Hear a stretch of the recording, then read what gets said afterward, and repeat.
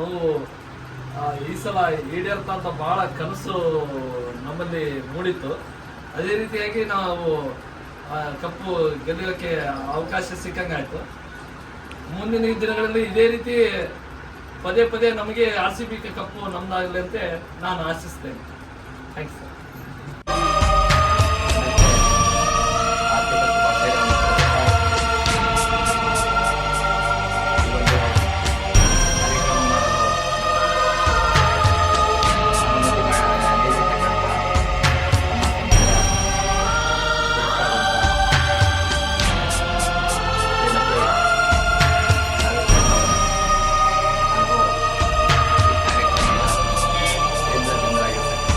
ನಂಜುಂಡ ನಿವನು ಪಾಡು ನೋಡು ನಂಜು